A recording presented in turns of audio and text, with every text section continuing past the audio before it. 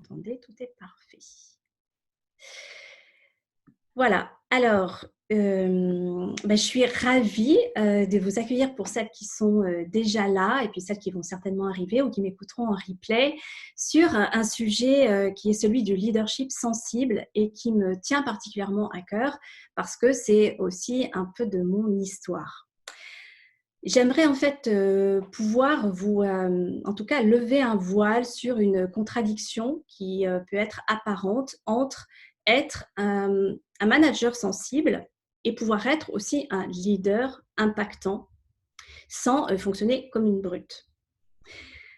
Je vais me présenter pour celles qui ne me connaissent pas. Je suis, Anne Erekar et j'aide les managers sensibles à incarner un leadership impactant et magnétique dans le respect de leur nature profonde.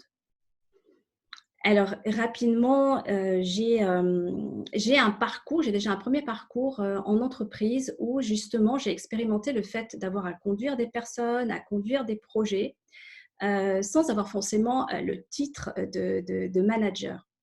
Et cette expérience a été très enrichissante parce que justement je n'avais pas forcément, on va dire la reconnaissance ou on va dire un petit peu les barrettes pour, avoir la légitimité d'encadrer des gens et des projets. Et pour autant, je me suis nourrie de mon propre modèle dans cette expérience pour fédérer et pouvoir conduire ces personnes vers un objectif, commun. Et quand m'a été proposé plusieurs fois le poste de manager, en fait, j'ai pas choisi cette option parce que les modèles de management qui m'entouraient, les modèles que je recevais aussi de management ne me convenaient pas et je ne me retrouvais pas dans ces modèles-là. Parfois, on me faisait des commentaires comme prends le pouvoir et c'était très violent pour moi à recevoir parce que c'était contre ma nature profonde. Chemin faisant, j'ai décidé il y a 4 ans d'opérer ma propre reconversion professionnelle et donc de me mettre à mon compte. Et je me suis notamment formée à une méthode qui a une combinaison qui combine des outils de développement personnel et notamment le dialogue intérieur avec également les techniques de jeu d'acteur. Parce que dans mon parcours, j'ai toute une expérience aussi de comédienne. J'ai toujours été très attirée par l'expression du corps au-delà même des mots, par la danse et beaucoup d'autres choses. Donc, c'est ce qui m'a amenée depuis 1 an maintenant vraiment à cibler ce public de managers sensibles, plutôt de femmes, pour les accompagner dans prendre ce fameux leadership, assumer cette sensibilité et surtout l'élever au rang de talent dans leur management. Voilà la proposition que je vous fais. J'ouvrirai, si vous voulez, en live avec les micros, si vous le souhaitez, plutôt en fin de webinaire, un espace de parole. Mais je vais vous inviter, bien sûr, tout au long de ce parcours à pouvoir réagir et vous pouvez être voilà, je peux admettre quelqu'un d'autre. Vous pouvez tout à fait réagir dans le chat et dans les conversations qui sont donc proposées sur le côté. Et bienvenue à notre nouvelle arrivante. Bonjour, excusez-moi. Bonjour Sonia. Alors je viens juste de démarrer, je vais juste couper le micro pour que vous pouvez intervenir dans le chat, mais qu'on puisse dérouler le fil sans se gêner les unes et les autres. Et j'étais justement en train de dire que j'ouvrirai un espace de parole à la fin si vous voulez en micro et en direct. Voilà. Donc, merci et bienvenue Sonia. Donc, je vais vous proposer un petit peu le plan que je vais couvrir là dans ce webinaire. Je vais d'abord vous proposer, après quelques définitions, de vraiment aller faire un peu la lumière et donner un coup de projecteur sur tout ce qui peut nous empêcher justement affaiblir notre pouvoir, notre leadership, qui peut nous empêcher d'assumer notre sensibilité quand on est à cette place, à cette fonction d'encadrement et de manager. Ensuite, je vous inviterai à surtout regarder que vous avez déjà les clés de votre pouvoir et qu'il s'agit surtout de les réactiver. Et je vous conduirai aussi dans une mini-exploration sensorielle parce que c'est une façon pour vous d'aller expérimenter par vos propres sens ce que je nomme et ce que je définis comme un leadership magnétique. Et puis pour celles qui sont intéressées, je présenterai aussi mon programme parce que j'ouvre notamment une nouvelle promotion, un nouveau groupe au collectif dans 15 jours à partir du 9 juin. Et voilà, je vous réserve pour celles qui sont présentes ici inscrites une proposition un peu spéciale pour ce démarrage. Alors, on va passer à ces quelques définitions. Est-ce que déjà vous vous reconnaissez dans ce profil de manager sensible, on dit aussi intuitive et empathique, et que vous pouvez considérer cette nature elle peut être soit une force, soit un handicap dans votre management. Quand on est d'une nature sensible, on est souvent aussi émotif, traversé par nos émotions, traversé par les émotions des autres. On peut vite être une véritable éponge, un véritable buvard et se faire déborder émotionnellement. Ce qui nous permet pas vraiment de laisser de la place et de laisser de la disponibilité pour être vraiment dans sa fonction d'encadrement. Une autre caractéristique, c'est quand on est sensible, on est aussi souvent assez intuitive. On peut avoir une forte capacité d'imagination, donc être créative, passionnée, avoir 1000 idées à la minute. Et ça peut aussi créer une charge mentale ajoutée à tout ce bouillonnement, à tout cet esprit de réflexion qui nous est aussi demandé de mobiliser quand on encadre une équipe et quand on est à cette fonction-là. Quand on est notamment une femme manager sensible, on est naturellement en tant que femme flexible, on a cette souplesse d'ajustement et d'ailleurs ça nous est aussi demandé d'avoir cette agilité de comportement, mais ça peut aussi nous amener en se préoccupant beaucoup des autres, des fois parfois même devançant les besoins des autres, à être dans une forme de dispersion et de déconcentration et d'être dans même une confusion mentale qui ne nous permet pas non plus d'être toujours, de rester alignés sur la conduite et nos objectifs. Et puis, on a aussi souvent une nature généreuse. Quand on est tourné vers l'humain, on a cette empathie, on est naturellement assez coopérative et même parfois on se fait piquer nos idées. Et c'est ce qui peut conduire à du coup ne pas toujours être finalement reconnu dans notre fonction de manager, de ne pas toujours assumer, même revendiquer cette posture. Et on peut se retrouver avec des responsabilités de coordination, d'être un chef d'équipe, une animatrice de réseau, en manageant, mais sans forcément avoir ni la reconnaissance de la fonction, de la responsabilité, ni même la reconnaissance financière. Et ça peut conduire un peu à deux postures. Soit on va être tenté de se suradapter parce qu'on veut en faire beaucoup, on veut produire beaucoup, on veut répondre à tout. Soit être au contraire dans une forme de camouflage où on essaye un petit peu de dissimuler cette hyper-émotivité, cette hypersensibilité qui peut nous encombrer, prendre de l'espace dans notre fonctionnement de manager. Dans les deux cas, ça conduit souvent à un épuisement émotionnel et mental qui nous empêche d'être complètement justement dans notre alignement, dans notre force et dans notre pouvoir intérieur. Je dis pouvoir, ça a plein de connotations, mais quand je parle de leadership, je parle volontiers de cette puissance, de cette force naturelle qu'on porte tous. Alors, merci, je vois qu'il y a déjà des commentaires. Oui, émotive, intuitive et parfois perçue comme directive et trop directe, nous dit Nour. Oui, alors justement, on peut être tenté de vouloir compenser effectivement cette hyper-émotivité en essayant de reprendre le dessus et donc du coup de durcir le ton et de basculer dans une forme de rigidité. C'est très, très juste. Et je voulais aussi définir un petit peu le monde de Brut. Donc, je donnais un clin d'œil quand je parlais de comment on peut être un manager sensible dans un monde de Brut. Je veux surtout évoquer, même si c'est moins vrai maintenant, mais encore que dans un contexte professionnel, les valeurs de force, de raison, de logique sont vraiment encore largement plus admises et en tout cas reconnues à un poste d'encadrement. Donc, c'est ce que j'appelle un petit peu le management de gros muscles ou de gros bras. Et pour autant, en tant que personnalité, profil sensible, vous avez aussi votre esprit d'analyse, votre logique, votre esprit rationnel, votre capacité à mettre votre bon sens en action, donc des attributs plus masculins. Mais la difficulté, elle vient de ce tiraillement entre vos qualités masculines et vos qualités féminines. Donc là, je parle bien de principes féminins et masculins qui peuvent être portés par une femme ou pour un homme. Donc ça revient, ça peut faire rebond avec écho, en tout cas avec ce que nous partageait Nour, de pouvoir d'être tenté parfois de basculer, soit de basculer dans quelque chose de beaucoup plus directif et de passage en force. Je vais y venir. Là, je mettais le forme de certaines injonctions. On va du coup vous faire remarquer que vous n'êtes pas dans cet équilibre. Et ça peut prendre la forme de prends plus les devants, fais-toi entendre. Moi, j'ai reçu souvent prends le pouvoir. C'était très violent pour moi parce que ça ramenait à quelque chose de très militaire, voilà, de très dur.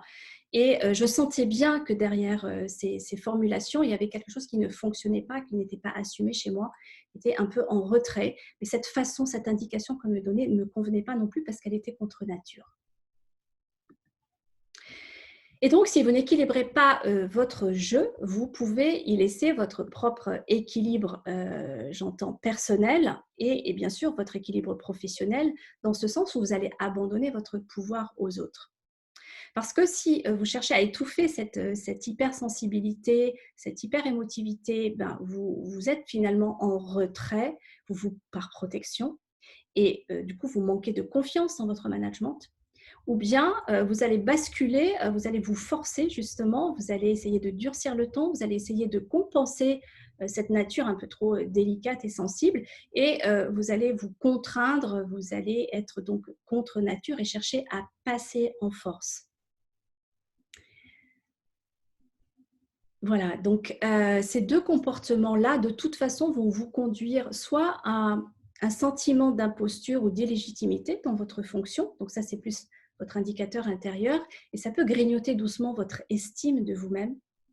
Et puis, de façon plus extérieure, conduire à une inefficacité de votre management. Parce que vous soyez en retrait ou en force, vos collaborateurs et votre hiérarchie aussi va sentir en tout cas que vous n'êtes pas dans votre vérité, que vous n'êtes pas dans assumer cette responsabilité. Et donc, les résultats ne vont pas forcément être au rendez-vous.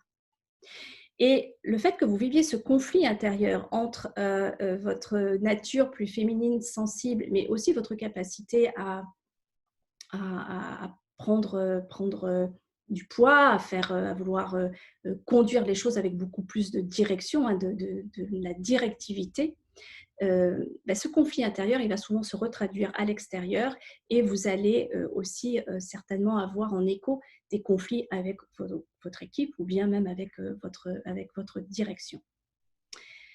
Est-ce que déjà, vous vous reconnaissez dans ces profils? Alors, merci Nour à partager déjà le fait qu'elle pouvait se retrouver dans ces deux états, de faire une espèce de bascule et de rupture entre être soit très gentille, soit beaucoup plus directive, et d'être, oui, alors dans un management par influence. Moi, je parlerai volontiers de magnétisme, on y viendra et on pourra partager un petit peu plus loin. Je ne sais pas si pour Cécile et Sonia qui sont là, vous aviez aussi envie de partager, de dire si vous vous reconnaissez dans ce profil que je décris de manager sensible. Je sais qu'il y a un petit peu de décalage avec le chat. Et donc, je vais poursuivre sur vous amener maintenant à regarder, à avoir un éclairage sur qu'est-ce qui ne marche pas pour vous, ou plutôt pourquoi ça ne marche pas pour vous en tant que manager sensible. Parce que ça peut créer toutes ces injonctions, le fait qu'on vous demande de passer plus en force, ça peut créer de la culpabilité, parce que vous allez sentir que oui, vous n'êtes pas tout à fait au bon endroit, et pour autant, ça ne vous correspond pas. Et peut-être même que vous avez suivi des formations, que vous avez lu des choses sur le management sans réussir complètement à vous approprier c'est un style de management, parce que ce n'est pas tout à fait le vôtre. Et j'en arrive là, du coup, un peu au premier volet, qui était de faire un coup de projecteur sur l'influence de nos croyances et aussi la somme de nos expériences. Quand on est quand on a eu un parcours professionnel où on nous a d'abord beaucoup invités à s'exprimer, à prendre notre place, à prendre le pouvoir, ou quand on a aussi surentraîné toutes ces qualités de raison, de force, de logique, de concret, on peut du coup créer des auto-limitations, toutes les petites histoires qu'on se raconte sur soi-même, sur notre sensibilité. Ça va être nos propres freins pour assumer notre véritable puissance, notre véritable leadership. Une première croyance, c'est qu'on associe souvent la sensibilité à la fragilité, donc à de la faiblesse. Et c'est là que vous allez peut-être vouloir chercher à passer en force, même si c'est contre nature, et donc de ne pas pouvoir créer un management authentique. Un deuxième conflit, c'est le fait que vous survalorisez et qu'on survalorise aussi autour de soi tout ce qui est raisonnement mental, donc le fait d'amener des arguments, des choses très concrètes, de s'appuyer sur des faits, sur des expériences. Quand vous avez à partager auprès de votre équipe ou à convaincre un comité de direction, on vous encourage souvent à arriver avec des éléments très chiffrés. Et ça peut vous amener à ne plus faire confiance à votre intuition et à votre flair, qui pourtant, si elle est bien canalisée, si elle est vraiment bien ajustée, c'est un véritable radar pour pouvoir gagner du temps et gagner en efficacité. Votre intuition, c'est ce qui va vous permettre de décoder les non-dits, de lire, de deviner ce qui se passe sous les comportements cachés. Un autre déséquilibre, c'est que je parlais tout à l'heure de cette agilité. On vous demande d'avoir beaucoup de flexibilité, de répondre à des nombreuses sollicitations. Et donc, en étant beaucoup vers l'extérieur, vous pouvez être tenté de perdre votre propre centrage, votre propre alignement. Et ça vient contraindre l'efficacité de votre management parce que dans cette dispersion, dans cette volonté de bien faire et de répondre à tous, vous oubliez aussi de garder votre propre force, vos propres besoins et vos propres objectifs. Une autre difficulté, c'est quand on a cette nature sensible et profonde, par protection, et c'est tout à fait humain, on peut être tenté de se couper de ses émotions pour ne pas ressentir. En tant que personne sensible, on ressent beaucoup plus, on est beaucoup plus exposé aux regards, aux critiques, on est beaucoup plus sensible au regard des autres. Et donc, pour se protéger, on peut se couper de ses émotions. Mais ce faisant, on se coupe aussi d'un lien authentique et d'une communication avec les autres, que ce soit avec son équipe ou avec sa direction. Une cinquième raison qui peut être votre propre auto-limitation, c'est de rechercher à l'extérieur un modèle de management. C'est de penser que ça ne fonctionne pas pour vous et donc vous allez chercher un mode d'emploi ou des modèles. Et cette tendance va vous conduire à aller chercher à l'extérieur des modèles qui ne partent pas de vous. Et donc, d'oublier que vous êtes d'abord et prioritairement votre premier modèle. Donc, je dirais que la première clé, c'est d'abord de tomber les masques, c'est-à-dire justement d'aller défiger ces comportements un peu réflexes ou refuges qui vous empêchent de vous exprimer complètement, d'être dans votre force et dans votre naturel. Et dans tomber les masques, j'aime bien parler de ces masques sociaux, en fait, de tous ces petits costumes qu'on porte pour se protéger, qui sont nos conditionnements mentaux, nos petites histoires qu'on se raconte. Et dans ces masques, il y a notamment, peut-être vous vous reconnaîtrez, un petit peu le costume de l'hyper-responsable ou de la Wonder Woman. Vous savez, quand on est manager, quand on prend une responsabilité d'encadrement, on est tenté d'assumer, d'avoir les épaules larges, le dos large, les épaules solides. Et le fait de vouloir tout prendre en charge, ça peut aussi déresponsabiliser votre équipe.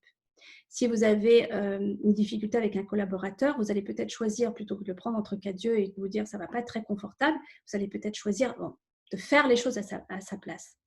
Et cette hyper-responsabilité va vous enlever votre vrai... va vous empêcher d'assumer votre leadership parce que vous n'allez pas donner la vraie responsabilité à votre équipe. Vous allez prendre beaucoup sur vous. Il y a aussi la Madame Parfaite qui entretient une espèce qui vous conduit à rester infaillible, à vouloir tout assumer, à vouloir être surtout parfaite, comme s'il y avait un modèle du parfait manager. C'est aussi derrière ce costume-là, il y a le bon petit soldat de vouloir... donc ça crée une espèce d'idéal qui est inatteignable parce qu'en tant qu'humain, on est parfaitement imparfait. Et si vous ne définissez pas ce qui est important pour vous en tant que... ce que c'est que d'être un bon manager, de quelque chose qui vous correspond, vous risquez de toujours courir après un espèce de modèle de perfection, être en hyper-vigilance de vos comportements, de ce qui fonctionne ou de ce qui ne fonctionne pas chez vous. Et ça va créer une forme de rigidité. Vous allez être accaparé, vous regardez plutôt que d'être dans l'action. Donc, Lénour qui nous dit « Oui, c'est tout à fait moi, je fais à la place des autres. mais sinon, vous déléguez. Oui, tout à fait. Donc c'est bien de regarder ça. On peut être tenté, hein, de vouloir assumer et du coup, on perd son vrai leadership dans cette posture-là. Il y a aussi la partie nous qui veut faire plaisir, celle qui est très gentille, qui ne veut pas contrarier, qui ne veut pas déplaire, qui est très sensible à être validée. Et cette partie de nous qui cherche à ne pas déplaire, bah, elle va aussi nous conduire à ajuster avec un collaborateur, à s'accommoder, à faire des petits compromis avec nous-mêmes. Et donc là encore, à perdre de notre pouvoir. La contrôlante, c'est quand on cherche justement à mettre beaucoup de cadres, à créer des réunions, à créer des process pour s'assurer que ça ne va pas déborder, pour s'éviter peut-être des ajustements dans les relations. Et cet hyper-contrôle, ça peut soit contenir votre équipe et aussi vous mettre dans quelque chose qui est hyper figé, qui n'est pas du tout naturel et qui vous empêche de vous exprimer très librement avec vos propres convictions. Et j'ai nommé aussi la soignante, qu'on peut appeler la sauveuse ou l'infirmière, qui est cette tendance à vouloir secourir. Hein, quand on est empathique, on est très attaché à la qualité du lien, de la relation. Et du coup, on peut être tenté d'aller, de prendre un petit peu cette casquette de pompier, de secouriste et d'oublier complètement que pour être manager, c'est d'abord ce qui est important, c'est d'être clair, d'être aligné, d'être entendu, vu, respecté et pas forcément absolument d'être aimé ou comprise. Donc ça m'amène vraiment à vous dire qu'une des premières clés avant de chercher à construire, à acquérir du leadership, c'est de prendre la responsabilité de vos besoins. Parce qu'à chaque fois, derrière tous ces comportements, toutes ces croyances, quand vous cherchez en fait à l'extérieur de l'approbation, de la validation d'un comportement, en fait, vous redonnez le pouvoir aux autres. Et le fait de regarder déjà comment vous vous observez et d'aller observer ces comportements, il y a des limitations et il y a des cadeaux. Et surtout, il y a des messages à comprendre derrière tout ça.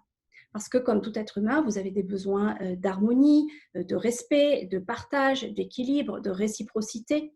Et ça, c'est tout à fait légitime. Mais ce qui est important, c'est que vous puissiez surtout en prendre la responsabilité de ces besoins et de ne plus les attendre de la part, que ce soit de votre direction ou de votre équipe. C'est une façon de reprendre votre pouvoir, prendre la responsabilité de vos besoins. Et on n'est pas toujours au clair avec nos besoins quand on est débordé émotionnellement, mentalement et qu'on cherche à tout prix à bien faire et que finalement, on fait passer les autres avant soi. Est-ce que comment ça réagit pour vous, cette première clé où j'amène à d'abord tomber les masques, lâcher les costumes, défiger et comprendre toutes les petites histoires en fait qu'on se raconte et qui nous auto-limitent dans notre management et dans notre leadership.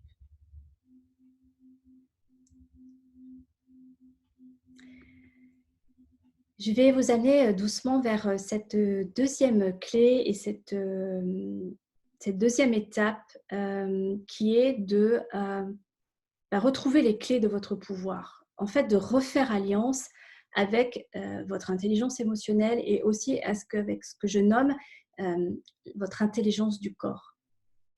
Et je m'explique. Tout ce qu'on a regardé maintenant, c'est un petit peu les limitations d'avoir de la sensibilité, de l'hypersensibilité, en tout cas la façon dont vous le regardez et comme vous pouvez le vivre de façon encombrante dans votre management. Là, je vous propose de le re-regarder comme des talents qui sont vraiment au service de votre leadership. À condition que vous reconnaissiez que, par exemple, votre sensibilité, c'est souvent votre capacité à lire et à décoder l'état émotionnel chez les autres. J'ai l'habitude de dire, c'est votre atout cœur de manager.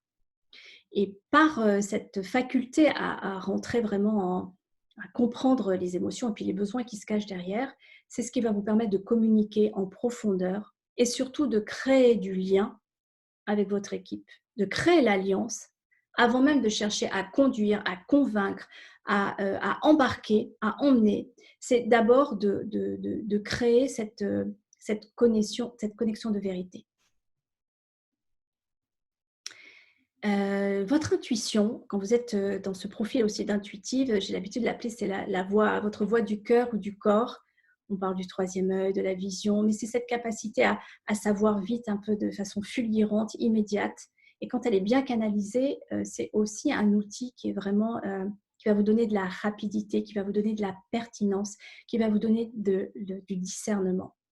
Et votre intuition, c'est une alliée pour vous permettre de communiquer avec justesse, à aussi décoder les non-dits et de pouvoir du coup manager avec beaucoup plus de discernement et ne pas se perdre dans des dialogues ou dans des projections, des petits scénarios mentaux. Je viens aussi à parler de votre corps pour amener cette notion que pour marquer son territoire, pour vouloir donner du cadre, du contenant, donner des règles, de la clarté quand vous conduisez une équipe, c'est d'abord important d'habiter votre propre territoire. Et votre premier territoire, c'est votre corps. Donc, c'est être là dans votre assise, dans votre bassin, de rester ancré, centré, d'avoir ce poids, vraiment de faire le poids, de pouvoir vous imposer sans passer en force. Et je dirais que si les hommes naturellement trouvent plutôt leur puissance en s'exprimant à l'extérieur par l'action, nous, en tant que femmes, on tient et on puise à notre puissance beaucoup plus par notre force intérieure. Donc, c'est vraiment de revenir au corps et de pouvoir habiter son premier territoire pour se faire entendre et se faire respecter avant même de poser des mots, des cadres et des contraintes. Et puis, je reviens au sens, parce que les sens, vos ressentis corporels et émotionnels, c'est ce qui va vous donner accès à la vérité des situations et des personnes. Quand vous êtes face à un collaborateur, si vous êtes vraiment en contact depuis cet espace de sécurité, je parlais de votre propre territoire, si vous êtes dans cet espace de sécurité, que vous êtes capable de sentir ce qui se passe, vous allez pouvoir déminer plus facilement des conflits, sortir du feu d'un débat pour revenir vraiment au cœur de l'échange. Si vous sentez qu'il y a une inquiétude, vous allez pouvoir la partager ou pouvoir poser des mots là-dessus et de dire, bon, là, je sens qu'il y a une inquiétude, là, je sens qu'il y a un besoin de clarté. Et le fait d'être dans cette réalité, d'écouter ce que vous ressentez, est-ce qu'il y a un malaise? Est-ce que vous sentez que ce qui est dit est différent de ce qu'il exprime avec son corps? Ça va vous permettre d'être du coup dans la justesse et aussi à nouveau dans la coopération. Vous allez lui rendre service à ce collaborateur si vous le ramenez à comprendre quel est son besoin plutôt que d'aller sur le débat d'idées, sur le débat de conflit et de vous perdre dans des explications. Vous allez vous reconnecter et le reconnecter au bon sens. Et vous allez faire vraiment une économie de paroles et de débats sans y laisser des plumes et sans faire d'éclat.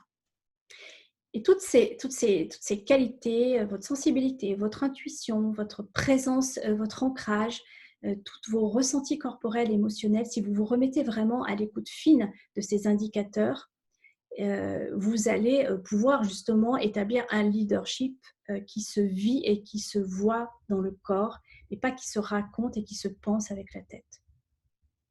Et donc ça, toutes ces qualités-là, elles sont plus ou moins endormies ou en tout cas vous les avez peut-être camouflées ou mises de côté parce qu'elles ne vous convenaient pas, vous ne saviez pas comment les retourner en talent, mais tout ça s'entraîne et ça s'entraîne surtout par le corps. Est-ce que ça résonne pour vous si vous avez là aussi envie de réagir par rapport à cette... est-ce que ça fait écho, ce nouveau regard et ce nouvel éclairage sur comment refaire de cette émotivité, de cette hypersensibilité, une alliée au service de votre management et non pas une ennemie. Donc, je continue à... Ouais, je sais qu'il y a un petit temps de décalage dans les chats. Je vais vous proposer maintenant d'activer, d'aller... Oui, merci Sonia qui dit « Je partage complètement l'importance de l'ancrage du corps ». Dans les personnes que j'accompagne, je fais vraiment travailler cette sensation de revenir à notre assise parce que c'est d'abord une sécurité pour soi-même. Dans nos sociétés, on est beaucoup dans la tête et on cherche beaucoup à régler les choses, à comprendre, à expliquer. Et quand on part de nos pensées, ça nous amène dans un certain déterminisme, dans des projections de la réalité. On n'est plus forcément en contact avec la réalité. On se dit, oui, ça, c'est mon expérience passée, je sais où ça va m'amener. Alors que quand on est vraiment présente à son corps, à ses ressentis, on a une lecture qui est tout à fait différente et qui est vraiment dans le vivant de la relation, dans le vivant de l'expression. Et ça fait vraiment une différence.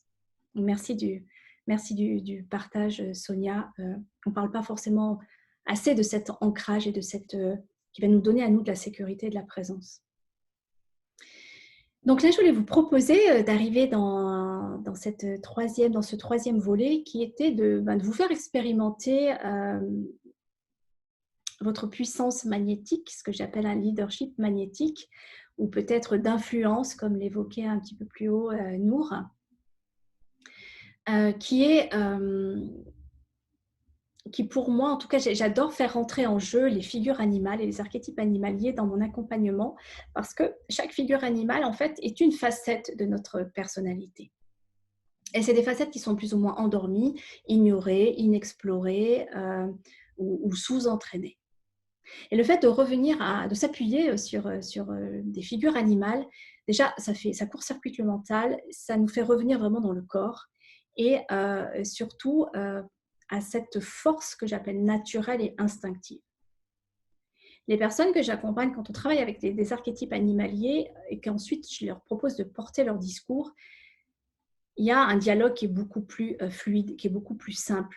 Elles sortent de cet encombrement de vouloir expliquer. Quand on est vraiment dans son corps, dans sa présence, la parole vient de façon beaucoup plus fluide, comme l'acteur qui est d'abord dans son corps avant de sortir son texte. Donc, ça nous ramène à cette force que j'appelle naturelle, instinctive, et donc qui a de la puissance. Ce leadership qui vient des tripes et qui a donc de l'impact et de l'influence. Et puis le magnétisme, donc j'en viens là à donner une définition. Pour moi, en tout cas, c'est ce qui va faire la différence entre tirer des personnes, vouloir tirer des crocodiles, des dinosaures, des rhinocéros ou des libellules, cette volonté d'aller convaincre, de tirer les gens vers soi, son équipe à soi, et attirer. Là, on vient plus à de l'attraction, à ce leadership qui est doux et puissant et qui va créer de l'engagement, mais sans effort. Parce que si vous êtes dans votre propre cohésion interne, si vous êtes dans votre propre cohérence interne, ça va se lire, ça va se sentir et vous allez en écho recevoir de la cohésion dans votre équipe, vous allez recevoir de la cohérence, vous allez recevoir de l'adhésion. Et de façon beaucoup plus facile et puissante et efficace que de vouloir absolument convaincre, embarquer, tirer les personnes. Le fait que vous soyez déjà dans votre consistance, dans votre vérité, dans votre conviction, ça va vous donner vraiment une assise pour asseoir cette autorité naturelle et instinctive et qui n'appartient qu'à vous, qui est votre patte et votre griffe. Donc, si vous êtes d'accord, j'ai choisi de vous proposer d'activer, de vous conduire dans un petit voyage sensoriel d'environ 3-4 minutes en direct. Et j'ai choisi un félin de choix qui est la panthère noire. La panthère, elle symbolise la profondeur du féminin au sens vraiment de se reconnecter à ses besoins profonds. Et la panthère, elle a cette majesté, elle a cette prestance, elle est imposante, mais surtout parce qu'elle fascine. Et là, on touche à ce fameux magnétisme. Elle ne cherche pas à faire quelque chose. La panthère, elle est dans ce mystère et dans cette fascination. Et elle détient aussi la grâce, la sensualité, la profondeur du féminin et aussi la force, l'équilibre, parce que la panthère est un redoutable chasseur, un redoutable grimpeur. Et donc, il y a aussi l'écrou, la capacité à avoir de la détente si nécessaire. Donc, la capacité à tenir en respect. Donc, son pouvoir, c'est d'aller réveiller particulièrement notre essence féminine et notre puissance magnétique.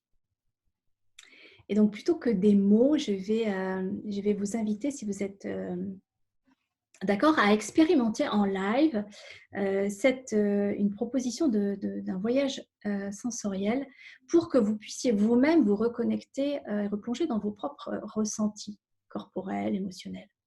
Et je vais vous inviter donc à aller à la rencontre de votre panthère intérieure et de laisser vibrer comment vous l'accueillez, cette panthère. Donc, je vais vous inviter, pour celles qui sont là et pour celles qui m'écouteront en direct, à prendre un temps pour fermer les yeux, de vous installer confortablement dans votre fauteuil, plutôt le dos droit et les pieds sur le sol, les jambes décroisées si vous avez les jambes croisées, décroisez-les. Prenez un temps d'une ou deux respirations pour décider que c'est comme un mini voyage. Vous pouvez créer votre bulle et juste vous autoriser à plonger justement dans l'écoute de ce mini voyage. Vous êtes cette panthère noire alanguie, allongée sur une branche d'arbre, somptueuse comme une reine d'ébène, trônant dans la chaude densité de la forêt tropicale. Le soleil est très fort. À travers les larges feuilles, ses rayons d'or vous parviennent, réchauffent votre pelage lustré et projettent au sol l'ombre de votre silhouette gracile. Le vent déverse un souffle chaud qui coule le long de votre tête, de votre dos, sur votre taille élancée, vos flancs, jusqu'à vos pattes puissantes. Des bourdonnements d'insectes, des cris d'oiseaux et d'autres murmures environnants vous bercent de leur douce symphonie. Sereine, vous vous abandonnez de tout votre poids, sombrant dans la torpeur de ce milieu d'après-midi. Le craquement plus fort et soudain d'une branche dans votre proximité vous fait dresser l'oreille et sortir de votre sieste. Vous laissez échapper un bâillement qui s'ouvre large sur vos crocs. Vous réveillez avec souplesse l'ensemble de votre musculature puissante. Vos épaules se déroulent, vos omoplates ondulent, vos pattes coulissent sur l'écorce. Dans un dernier élan habile et sensible, muscles bandés dans un même effort, vous descendez à terre. Là, vous vous mettez en marche, à l'affût de votre prochain repas. Votre nature solitaire de prédateur vous fait avancer dans l'ombre, derrière le rideau d'arbres en bordure de forêt. Votre démarche chaloupée et votre robe noire vous assurent une discrétion et un camouflage parfait. Votre regard incisif pénètre le mystère de la végétation abondante. De retour de votre chasse, vous hissez sans peine votre lourde proie dans votre arbre refuge pour la tenir hors d'atteinte et la consommer à l'abri des convoitises. La pulsation de votre cœur, déclenchée par la vitesse de votre course, bat encore dans vos tempes. Vous passez votre langue râpeuse sur vos babines, vous poussez un râle vorace, avant de déguster avec appétit et volupté votre festin de chasse.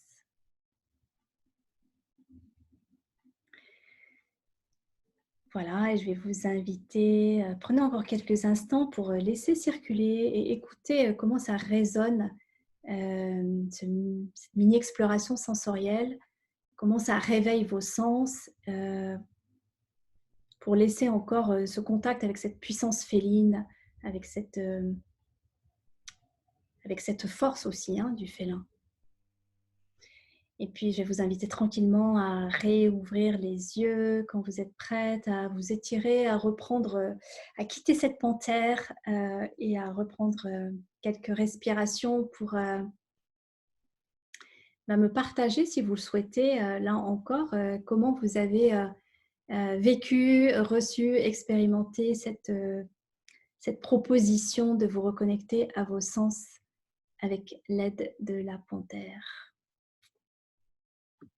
N'hésitez pas à partager dans le chat cette mini-expérience.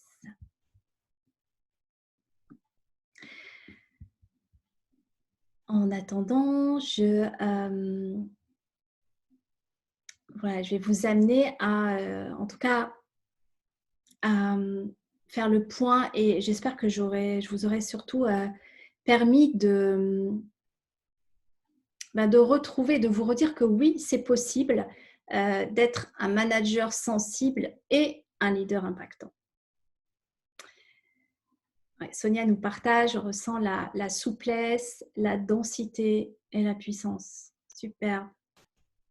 Ouais, c'est tout à fait ça. Et je demanderais aussi si Sonia a envie de partager. Et qu'est-ce que ça... est-ce que ce voyage, ce contact-là, il permet de le... voilà, est-ce que ça te donne... est-ce que ça vous donne cette sensation de force intérieure? Ce que j'appelle avant tout l'impact de sa présence. Cette sécurité, d'où là, on peut sentir qu'on peut tout à fait conduire, commander, exprimer avec simplicité même une situation de tension ou de désaccord. C'est intéressant de l'expérimenter ou de voir comment ça peut voyager dans le reste de la journée. Et de le voir comme un entraînement. Alors j'ai Nour aussi qui nous partage très bien de s'imaginer en panthère, ça permet d'activer ses forces. Bonne simulation. Merci, je suis ravie de vous avoir proposé cette expérience et que vous sentiez comment, quand vous êtes dans votre corps, là c'est un média, hein, l'animal, mais comment vous pouvez retrouver cette puissance naturelle. Donc c'est vraiment donner du corps à votre sensibilité.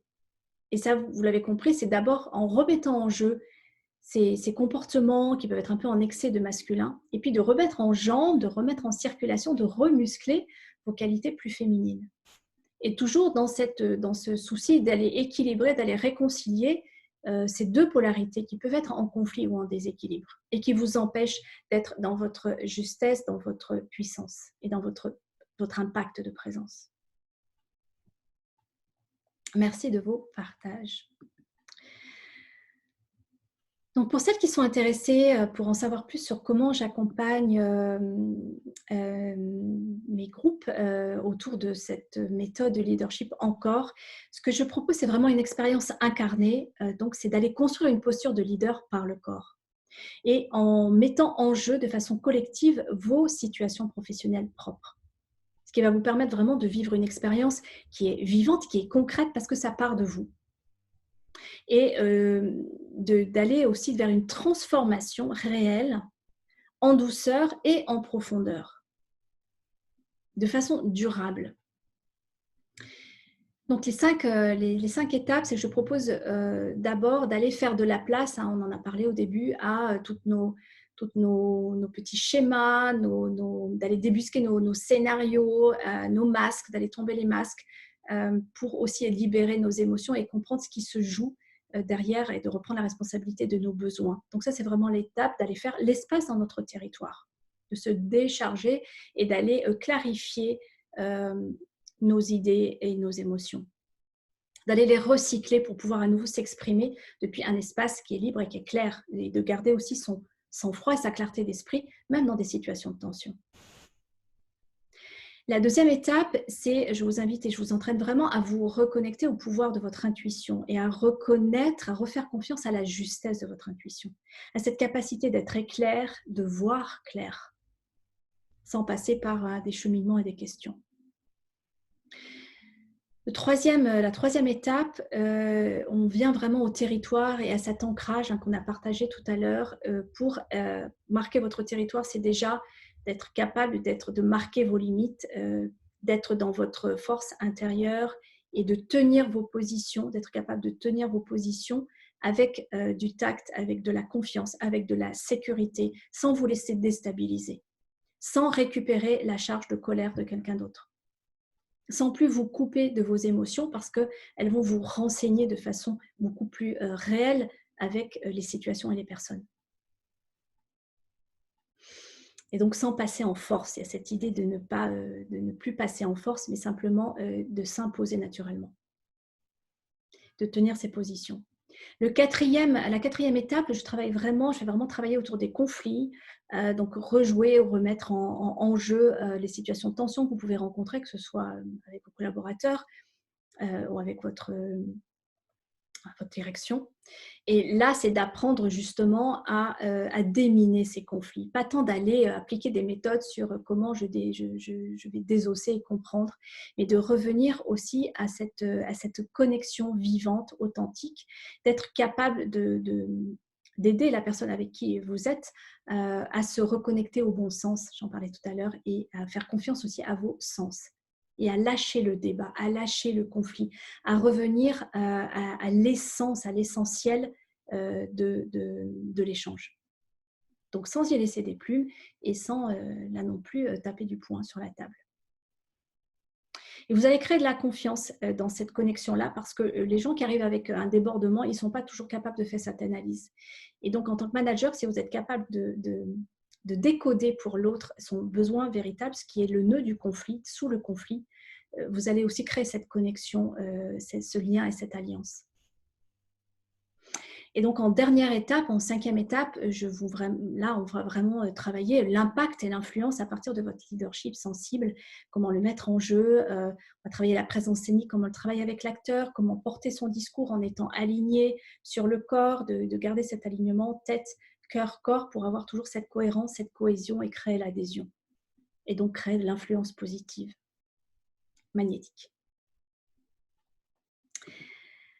Donc les transformations, à quoi ça amène ce leadership du corps? Vous l'avez compris, c'est vraiment une incarnation qui est naturelle, qui est sur mesure, qui n'est qu'à vous, parce qu'elle est construite à partir de vos propres ressentis corporels émotionnels. Et donc c'est ce qui va en faire la fiabilité, parce que c'est vous, parce que ça vous appartient. Vous allez aussi gagner un alignement, je disais tête, cœur, corps. Vous n'êtes plus forcément dans comment convaincre, comment utiliser les bons mots, mais c'est de vraiment avoir cet alignement, cette présence qui ne fait pas débat, qui fait écho, qui ne fait pas débat. Et que ça va être en douceur, mais ça va vraiment être en profondeur. Je vais vraiment vous inviter à plonger aussi dans tout ce qui fait obstacle, d'aller regarder ça, d'aller le remettre en jeu, de vous mettre en déséquilibre pour retrouver un équilibre. Vous allez gagner, remettre votre sensibilité enfin comme une alliée, comme un talent vraiment qui produit de l'impact, comme votre atout cœur pour justement le faire de façon à l'utiliser, l'exploiter comme un effet Sarbacane, quelque chose qui permet de toucher juste et de toucher vite et donc de gagner de l'efficacité. Vous allez aussi trouver une intégration rapide parce que par le corps, on va créer des ancrages, vous allez trouver vos propres clés et ça va être direct, ça ne va pas passer par quelque chose à apprendre. Et au fil des masterclass, il y a vraiment un avant, un après, pour celles que j'invite aussi à expérimenter ensuite dans leur situation professionnelle, parce que vous l'avez intégré, c'est passé par le corps, c'est une expérience, ce n'est pas une leçon que vous avez apprise. Et donc là, on court-circuite le mental et on va vraiment l'ancrer dans le corps. Et puis, il y a tout le partage du groupe qui va permettre de créer un laboratoire, parce que je vais vous conduire, mais vous allez aussi avoir l'écho des autres participantes. Est-ce que quand vous parlez, elles adhèrent? Est-ce qu'elles comprennent? Est-ce que votre discours est clair et convaincant? Est-ce que quand vous voulez les embarquer, elles vous suivent? Et donc ça, vous allez pouvoir vraiment vivre en direct ce que c'est que d'avoir et de valider votre nouveau leadership. Le contenu de mon parcours, je le propose sur 5 mois avec 10 masterclass. Donc, un rendez-vous de 2 fois par mois que j'ai positionné les mardis soirs, sauf exception, et qui est vraiment dans un loft qui est magnifique. Je vous l'ai mis en photo. Il y a 200 mètres carrés, alors avec un espace cuisine, un espace conférence. Mais vraiment, la surface est claire et large et magnifique. Et très lumineux. C'est un espace qui est très lumineux au centre de Paris. J'ajoute aussi une session individuelle dans ce programme collectif en entrée pour vraiment vous intégrer, vous, dans votre particularité et faire un diagnostic en profondeur de votre situation, de votre problématique vis-à-vis du leadership. Donc ça, c'est ce que je propose quand je le fais en individuel. C'est une valeur de 150 €. On va vraiment explorer votre situation particulière avant même que vous entriez dans le collectif pour vous prendre en compte. Je soutiens les pratiques entre les masterclass avec des enregistrements, soit audio, soit des supports PDF pour que vous continuiez qu'il y ait une continuité d'entretien en lien avec ce qu'on aura vu à chaque étape. Et puis, j'ouvre aussi un groupe Facebook dédié parce que ça permet de créer un espace complémentaire de soutien, de partager ce que vous avez expérimenté, d'avoir aussi mes retours, mais aussi les retours des autres participantes. Et ça crée vraiment, il y a aussi un effet d'intelligence collective, de co-créer ensemble qui apporte vraiment de la créativité, des nouvelles idées et des retours très enrichissants et vivants. je repropose une session individuelle en cours au moment de votre choix, pendant le programme, au moment où vous en avez besoin, soit parce que vous avez vraiment besoin qu'on aille plus en profondeur sur une problématique, ou sur ce qui fait particulièrement obstacle à votre leadership. Donc ça, c'est un nouvel entretien que je fais avec vous en particulier au moment du parcours que vous souhaitez. Et puis, j'assure aussi en fin de programme, 2 semaines après la fin du programme, un appel pour un suivi de 45 minutes. On va refaire le point sur ce qui a été intégré, parce que tout ça, c'est un processus. C'est pour ça que ça s'installe sur 5 mois et que c'est vraiment en profondeur. Et on va aller, si nécessaire, pointer les ajustements. Donc voilà tout le contenu. Mon offre pour ce programme de leadership encore, elle est à 2 970 € sur les 5 mois de parcours et je propose d'échelonner le paiement en 3 fois sans frais. Et pour vous qui êtes là, pour celles qui se sont inscrites et qui verront aussi ce webinaire en replay, je propose une réduction de 500 € pour celles qui s'inscriront d'ici vendredi. Dans le projet d'intégrer la nouvelle promotion que j'ouvre d'ici 15 jours, d'ici le 9 juin. Donc voilà, je vous laisse 3 jours pour avoir le temps d'infuser, d'intégrer, de revenir vers moi. Dans ce cas, la proposition sur les 5 mois, elle est de 2 470 €. Et puis, j'ai voulu aussi proposer pour les 3 premières inscrites, en lien avec tout ce réveil de l'animalité, 70 €, un bon offert de 70 € sur un massage professionnel qui est d'1h30, qui est une valeur de 120 € et que cette spécialiste du massage a nommé le soin du cobra parce que c'est vraiment un massage, c'est une spécialiste du ventre des femmes. On dit que le ventre, c'est notre deuxième cerveau et qui vient donc réveiller votre vitalité. Donc, c'est vraiment une jolie mise en expérience, mise en bouche pour rentrer dans ce corps, réveiller vos sens et aller reconnecter cette puissance qui est vraiment forte, naturelle quand on vient l'entraîner, la contacter. Voilà, donc on arrive doucement sur la fin de notre horaire. J'ouvre maintenant, si vous le souhaitez, un espace de questions.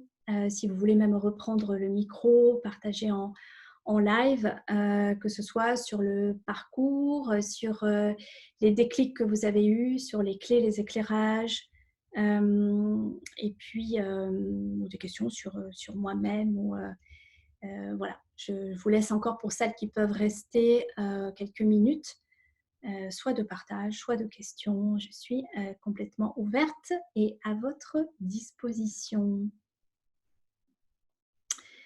Donc pour celles qui sont là, Cécile, Nour ou Sonia, si vous souhaitez voilà, faire vos partages, je crois que vous pouvez vous-même réactiver vos micros si vous le souhaitez. Voilà. Bienvenue à vos retours et à vos partages.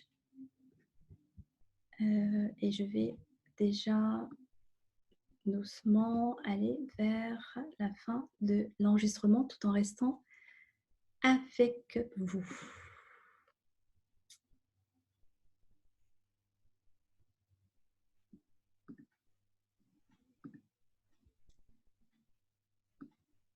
Et merci de votre écoute. Et bonne écoute à ceux qui le verront, cette présentation en replay. Je reste aussi à votre disposition.